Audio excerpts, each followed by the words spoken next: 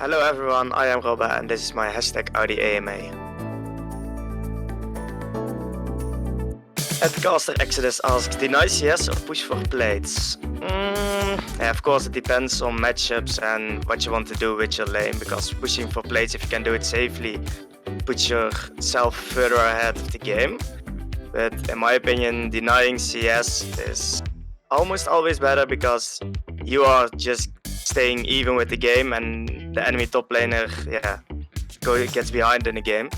So you pretty much deny one player, and also the mental aspect when you get denied is so much worse than when the enemy gets further ahead.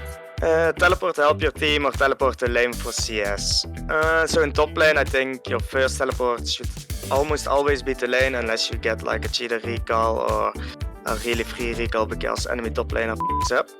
Because if you don't TP, spend your first TP on top lane and the enemy does, you are almost always behind on levels, and that lead can lead to an even bigger lead that puts you out of the game.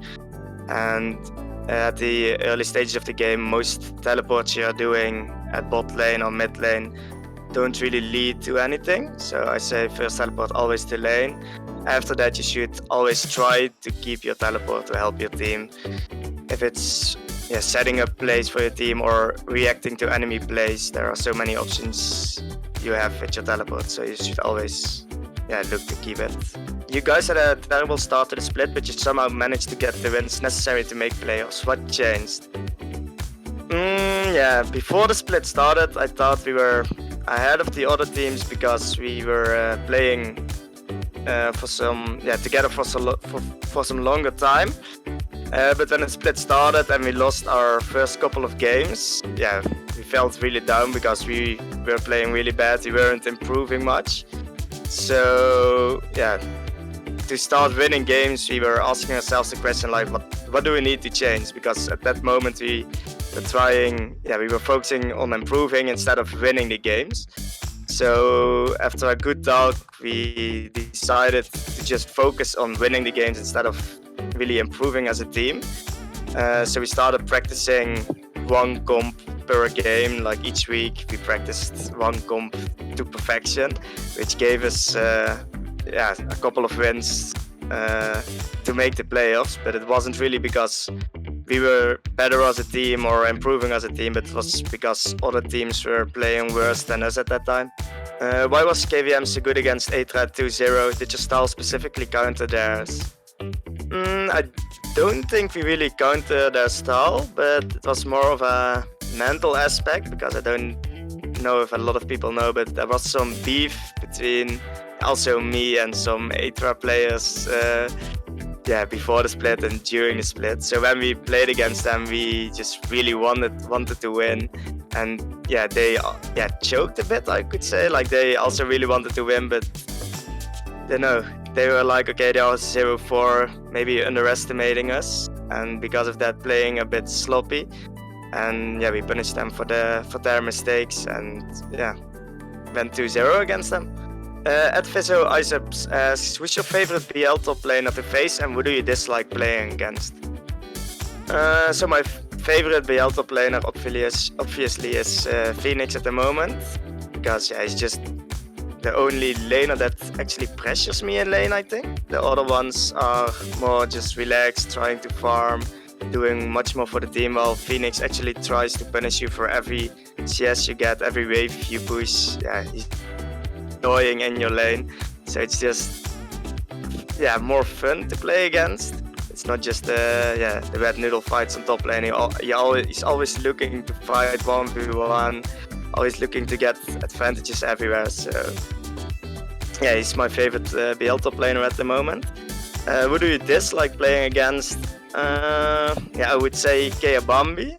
It's just his playstyle is so annoying. His champion pool is just tanks, Urgot, all that annoying kind of stuff, and he just gives up random waves to help out his team. So you always have to be careful, like, okay, he might go bot randomly, he might go mid random, and that's just really hard to play against. It's not really that he's that annoying in lane, but he's so much more active on the map than other top laners. What is the worst thing that can happen in League as a top laner?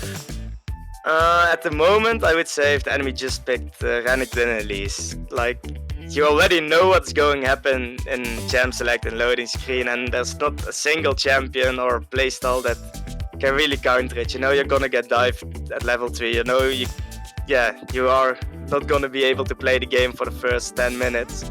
You're just gonna hope that your team gets things done on the other side of the map. Teleport or ignite? Yeah, I would say always teleport. There are some top laners you could say ignite is better, like Quinn, because you have the mobility. You also have Shen with his ult that could join at 6, but in general I would say teleport is almost always better. Jungle diff or bot diff? For top lane you don't experience a lot of bot diff at the first 50 minutes of the game. So I would always say jungle diff. If your jungle gets you ahead on top lane, you can impact the map a lot more than if you are behind. Then you're just useless and nothing is gonna happen. Agilan asks, top 5 top lane players in the Benelux. I would say Alois is clearly the number 1. Second one I would put Zergot. He's just one of the most consistent, steady players I've ever seen playing top. 3 I would put Luca at the moment. At 4 I would put Phoenix, like I said before, he's just an amazing top laner that punishes you for everything you do. 5 I would put maybe myself, but I won't do that today, so I would put Mari. Okay, Patrick or SpongeBob? Since I'm getting a little bit older these days, I would say Patrick. I'm not the happy, annoying SpongeBob anymore, so I'm more of the Patrick guy at the moment.